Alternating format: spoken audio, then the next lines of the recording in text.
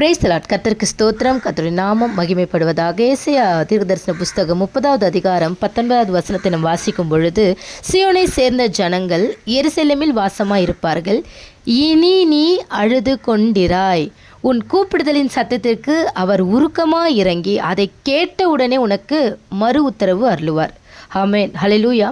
இந்த தேசத்தில் நம்ம வாழ்கிற பகுதியில் நமக்கு நெருக்கமான எல்லாரையும் நம்ம கவனிக்கும் பொழுது ஒவ்வொருத்தரும் ஏதாவது ஒரு காரணத்துக்கு என்ன பண்ணுவாங்க அப்படின்னா அழுவாங்க. ஏதாவது ஒரு விஷயத்துக்காக என்ன பண்ணுவாங்க, அழுவாங்க. குழந்தைகளை பார்த்தோம், அப்படி எதுக்காக அவங்க அழுவாங்க அப்படின்னா குழந்தைங்க பசிக்காக அழுவாங்க. ஹல்லேலூயா. அப்போ ஜனங்க ஏன் அழுறாங்க அப்படின்னு நம்ம சிந்தித்து பார்க்குறோம். சில பேர் நல்ல ஆகாரம் இல்லை, சில பேருக்கு நல்ல ட்ரெஸ்ஸு இல்லை, இந்த மாதிரி காரியத்துக்காக அழுறவங்களெல்லாம் நம்ம பார்த்துருக்குறோம். நல்ல ஒரு வீடு இல்லை, எனக்கு தங்குறதுக்கு ஒரு வீடு இல்லை, எனக்கு சொந்தமாக ஒரு வீடு இல்லை, எனக்கு இந்த விஷயம் இல்லை, இது எனக்கு கிடைக்கல, இந்த காரியம் எனக்கு கிடைக்கல. ஆனால் ஆண்டவராகிய இயேசுக்கு சொல்கிறாரு, உணவுக்காகவும் உடைக்காகவும் நீங்கள் கவலைப்படாதீங்க. ஆமென்.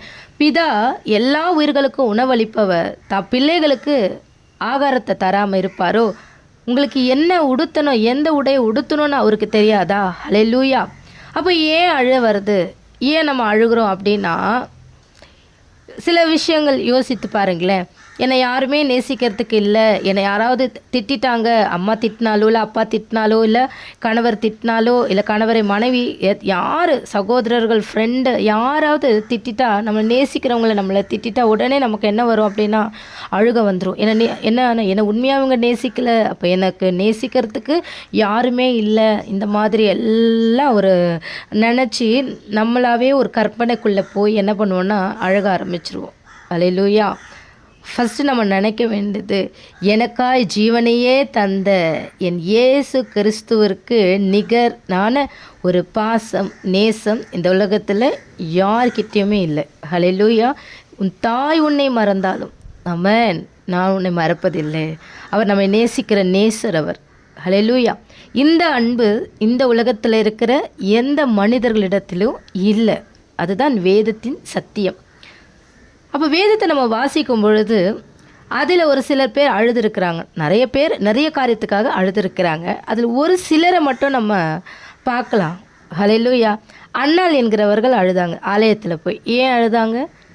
தனக்கு ஒரு குமாரன் வேணும், எனக்கு ஒரு பிள்ளை வேணும், நான் ஆலயத்துக்கு கொடுக்குறேன் அப்படின்னு அவங்க அழுததுனால சாமுவேல் தீர்க்கதரிசி அவங்க பெற்றார்கள். ஹல்லேலூயா. சாமுவேல் தீர்க்கதரிசி அவங்க வயிற்றில் பிறந்தார். ஹல்லேலூயா. பேதுரு அழறாரு. ஏன்?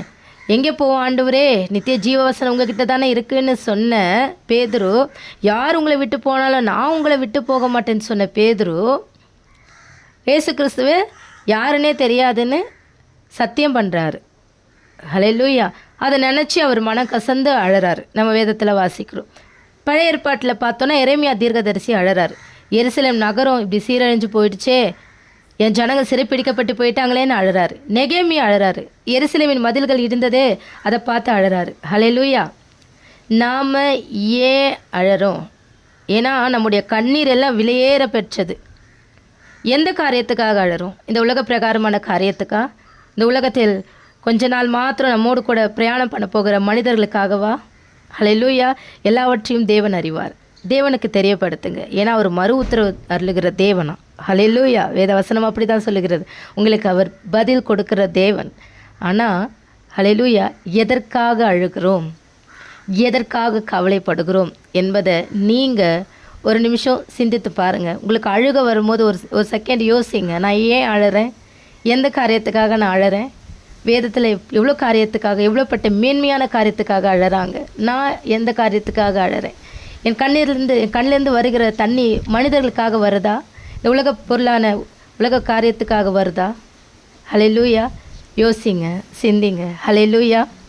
இனி நீ அழுது கொண்டிராய், உன் துக்கம் சந்தோஷமாக மாறும் என்று வேதம் நமக்கு அடையாளம் காட்டுகிறது. கர்த்தர் உங்களை ஆசீர்வதிப்பாராக. ஆமென்.